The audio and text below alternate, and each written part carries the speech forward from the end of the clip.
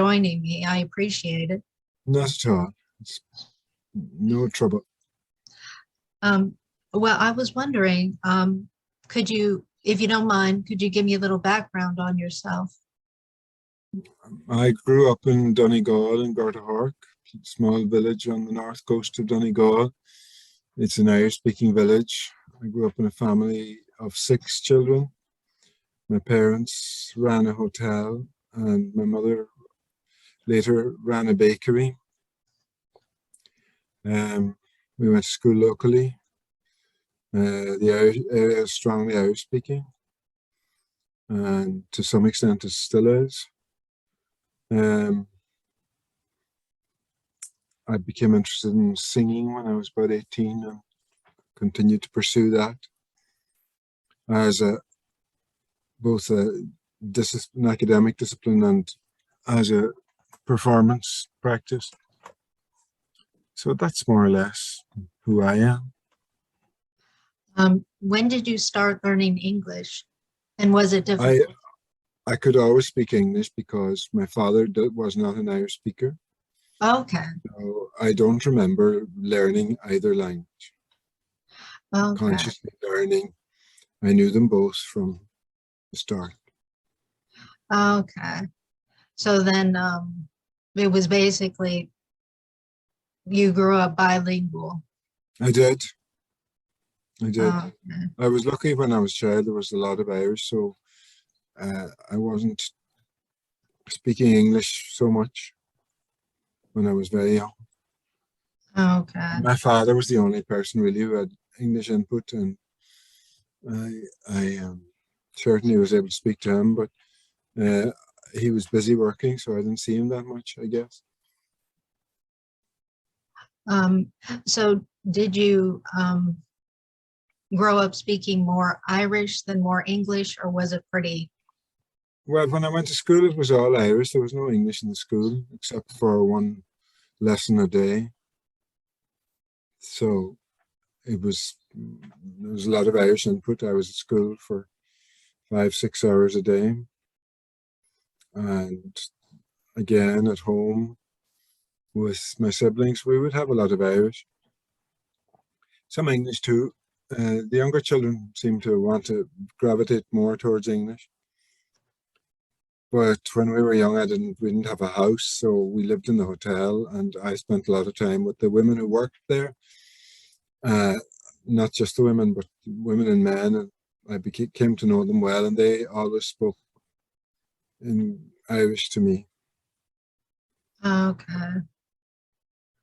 Um, from what I've heard, and I could be wrong, I've heard that languages such as Irish or your Scottish and things like that are kind of dying out.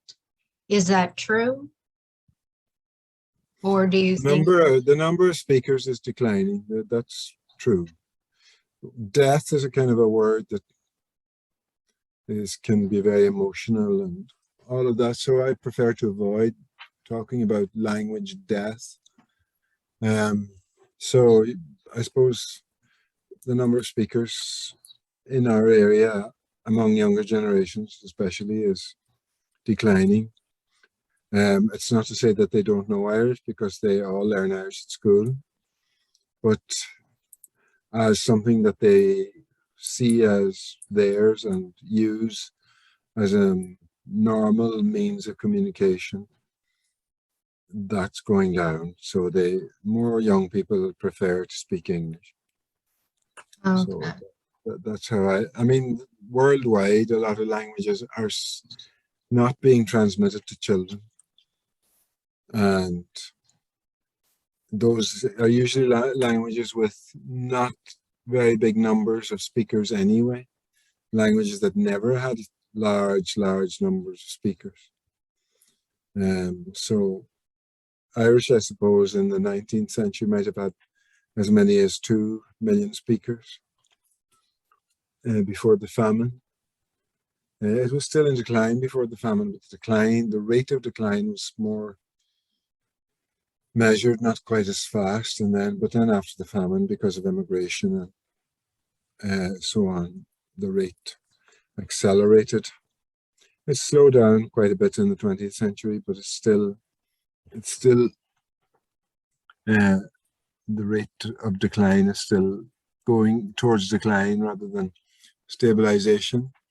There's a lot of people have a lot of hope for the Irish medium schools in different parts of the country, and certainly they do a lot of work to try and ensure that there's a population of speakers who can speak the language. I'm not sure that many of the children who come out of them remain as active Irish speakers after a few years. So it's kind of an off again, on again, off again sort of thing. But as a bounded language community, Irish now doesn't really exist in that way anymore. It's Okay. always in a bilingual situation. Okay. And that's a weaker position than if there was a place where nobody spoke any English and you had to really know Irish to be able to get along there. Do you wish Ireland made Irish its first language? Well, I wish the Irish language was stronger. I wish there were more people who spoke it and spoke it regularly. One of the strongest areas for the Irish language at the moment is in the European Union. It's in Brussels because the European Commission has been hiring a lot of Irish speakers who are highly literate to translate the treaties and other documentation for the European Union.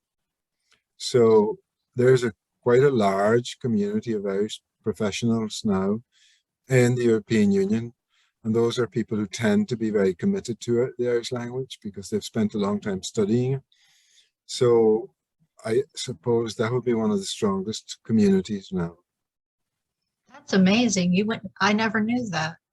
Yeah, well, it's an official language of the European Union, and it had a sort of a lesser status until earlier this year. It was an official language, but not a fully operational language. But this year it has become full language. So everything now has to be provided in the Irish language. That's amazing. Yeah, I mean, a lot of people think it's a waste of time and resources because nobody will read the documentation. And I see the point of that. On the other hand, it's a huge increase in status for the language. Yeah. And that will only, I think, have a positive effect in the long run in Ireland. Yeah. It'll encourage people to study the language more when they know that there's a real chance of having an international job because of their skills with Irish. So is learning the Irish language difficult? Because when you look at it, it's never quite pronounced the way that it looks. Yeah, that's a problem for a lot of people, the way that it's written. Irish orthography or spelling is based on Latin because the writing came from Latin, and writing spread in Ireland with Christianity, which used Latin a lot. So the alphabet came from Latin and then developed in its own way over centuries, and now we have what we have. So some things are not difficult, but there's a lot of consonants that get written but maybe not pronounced, and that sort of thing. So yes, it does present a unique challenge to especially people used to English.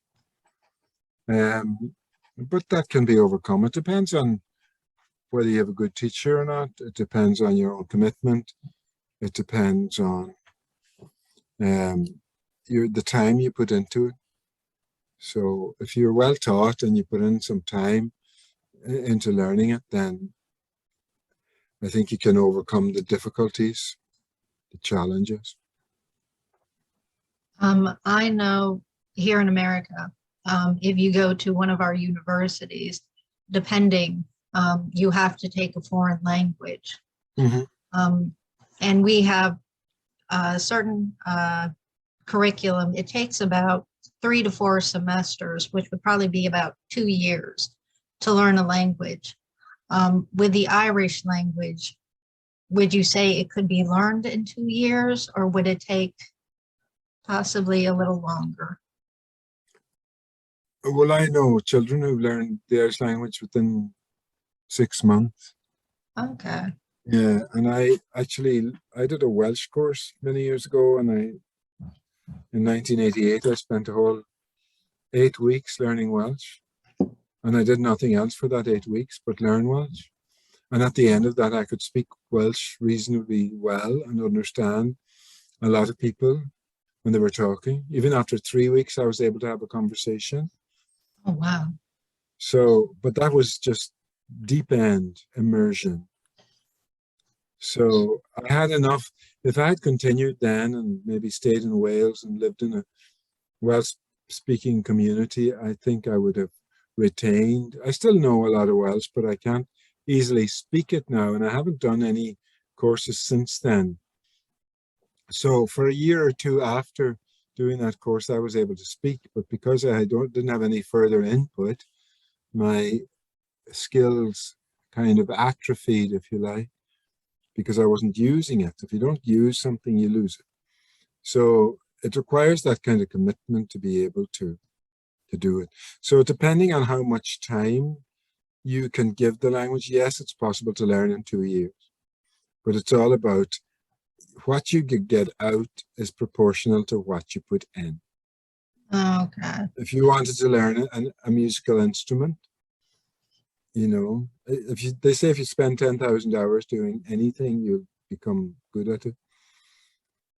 And so, you know, it's all about, if you're having 40 minutes of Irish per week for 2 years, you're not going to become fluent after that. But if you're having, you know, significant time, if you're having 3 days of Irish a week, let's say, you're going to learn a lot more than if you do a minimal amount.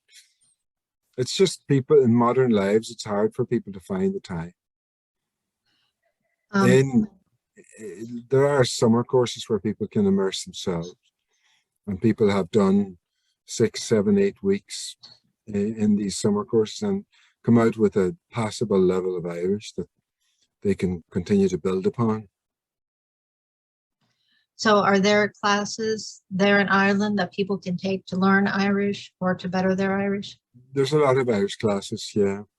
There's Okay. a lot of evening classes and classes during the day. Where I work now, there are diploma classes, and the European Union has stratified language levels. So you start with level A1 and then you advance to level A2. So those are beginners levels. And then B1, you're sort of an intermediate, beginner intermediate. And then you go up to B2, which is really, that's quite a high level of that would allow you to do most of the things you would want to do in the language. So that could probably be reached after 2 to 3 years, depending. Okay. So, you know, the highest levels are C1 and C2. So yeah, there are places where people go in the summer as well to learn the language, and there's courses in Galway and in Donegal, a place called Scale. I don't know if you've heard of Scale. They usually attend the Milwaukee Irish Fest. Okay. That I have. So Yeah. Liam O'Connor, he's the head of that organization. So yeah, there's a lot of people who, I mean, I think there are more learners now who are fluent than native speakers. Yeah. Can I ask real quick? And this might be an odd question, but for starters or for people who are interested, have you heard of Babel, the I've heard language? of Babel, yeah. Is it any good for those who wish to? I haven't examined the course in Babel. I know that I did look at Duolingo. I don't know if you've heard of Duolingo. Yeah. And Duolingo's pretty good. Okay. Yeah. Okay. If you put a lot of time into Duolingo, you learn fast. And there's a lot of repetition, so they keep reinforcing the sentences that you learn. And the speaker is quite good. And, you know, so I don't know the Babel. I was looking at Babel for French and for German briefly. I didn't really, again, go into it deeply because they were trying to sell me a program and I didn't really want to buy it. But I did think they were pretty good for those languages. Yeah, I guess I was interested for those who might be looking for a program or something simple to start out with. Would you say that the dual program is pretty good? Duolingo is pretty good, yeah. Okay. Yeah. As a professor, what would you like people to know about the language and the culture that you feel is important, or that you feel like they need to know or should know? Well, the Irish language has been continuously spoken in Ireland for over 2,000 years. After Latin and Greek, it's the oldest written language in Europe. It has a very long literary tradition that has influenced many, many writers, including the great writers in English, James Joyce and other people. It has a tremendous music and song tradition. And it's those song traditions that have led many, many people to learn the language. I know people who've heard Gaelic song on public media and who had to go and learn the language. We had one graduate from Idaho who came to Ireland especially to take a degree in the Irish language. And she was successful. And that all came from a radio program she heard with Irish language song on it. And she says, I have to do that. And she did it. Oh, wow. That's incredible. I also have a very fluent friend. She was born in Cape May, New Jersey, and grew up there, now not speaking any Irish. She had a gift for languages, certainly, and knew French and German very well, and perhaps even Spanish. But she heard Clannad, the band from Donegal, and she was completely possessed by the idea that she wanted to learn Irish, and she did. And she lives in Uganda for part of the year now, but when we communicate, we don't use English, we use Irish, even though that's probably her fifth language. So the Irish language community is not, monolithic entity of small farmers and fishermen living on the western coast of Ireland. Those people are part of that community too, and they may be the core of that community, but there are many, many other people in diverse places around the world who have joined the community of Irish language speakers. Okay. So The Irish government sends teachers of Irish to various colleges in the US and Canada every year to help people learn. In Notre Dame now, which is not too far from you, it's about 90 miles from Chicago, it's on the lake, but it's in Indiana. And they have an Irish language program, and that's the largest language program on the campus in Notre Dame. So they got over 200 people learning Irish there. That's incredible. Yeah, I know a lot of the festivals, like you mentioned, the Milwaukee, and a lot of them, before they open their doors for the festivals and everything, they'll have Irish language classes or music classes and everything that you can take part of. Yes. And it's absolutely wonderful, especially for the culture, um, Oh, yeah. and the language. Because That's right. I guess I was a little concerned because, like I said, you hear so much or you read so much that this language is slowly dying out. It's kind of endangered. Maybe not Well, necessarily. definitely endangered. Yeah. Um, Yeah. so do you Because see? it has a state behind it, though, it has better chance than a lot of endangered languages. Um, and even if it does end as a community language, which it hasn't really yet, but that is hanging in the balance at the moment. It'll always survive because there are lots of sound recordings, there are lots of books, there are lots of other materials that will ensure that Irish is learnable. And, you know, in the Isle of Man, the last native speaker of Manx, which is a related language, it's a Gaelic language and it's very close to Irish. The last native speaker died in 1974, but there is another community of learners there now, and there's probably about 1,000 speakers. So from one person in 1974 to 1,000 people now who have a fairly high level of proficiency in the language, that's quite an achievement. Cornish is the same. Cornish is a language that stopped being transmitted in the 18th century, and the last person who learned it as a mother tongue died in just around the turn of the 19th century. But there's a new community of Cornish speakers now who've learned it from documents and from comparing it to Welsh and Breton, which are related languages. So this is happening also in Native American communities around the US, where people are reclaiming language as a part of their identity and as a way to decolonize and to try and improve both their mental and physical health, recognizing that people's ability in a language can protect them from a lot of the debilitating effects of colonialism. Yeah, I was recently telling Carly, that there's a Native American woman. This might have been a few years back.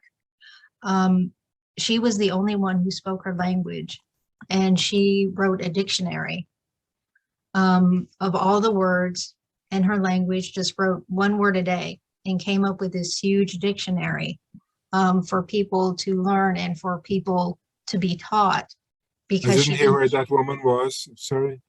Uh, I can't quite remember the woman's name. I'm gonna have to send you the article and look her up. I'd But love to read that now. yeah, but she was the last one, but she wrote everything down and put it all into a dictionary. And now people are learning that language. Yeah, that's it. Writing helps. Writing really, really helps. So last question, what would you say to people who are interested in learning the Irish language? What would you say is the most important thing for them to know? Well, I would say that the Irish language community is very open to new speakers coming in and learning. I would say not to be discouraged, even if you're working by yourself. There's a lot of online resources for Irish language. Duolingo is one, but there are others. And just go online and start exploring and start a little file and keep the things together and look at ways to learn vocabulary and so on. I mean, I had another student he lives in DC now, and he's actually teaching Irish in the Catholic University at DC, but he learned it by himself pretty much. And he's pretty fluent. I mean, he's really, really fluent. He just made out flashcards for himself and he learned from the flashcards. And he was a gifted linguist. He also spoke Arabic and Persian and other languages, French and German. But I mean, he was one of the best students we had for a long time on our master's program. He came into the master's. We had another two master students from Western Massachusetts, Jonathan and Amanda, and they came. They're a married couple. They came in 2013 and did the master's course with us, and now they're back in Montague, I think is the name of their city or their area, and they are teaching the language there now. And there's quite a community of speakers around there as well. So, you know, Daltaí na Gaeilge is an online discussion group for learners, so you can join that. There's all sorts of ways to do it, and it can be done. Well, And thank you. someday you can come to Ireland and do an actual live course, but you don't have to wait for that. Well, thank you so much, Liz, for taking your time. I appreciate it. It's a pleasure. It was a pleasure to meet you, Helen. Pleasure to meet you as well. Thank you so much. Not at all. Bye now. Bye now.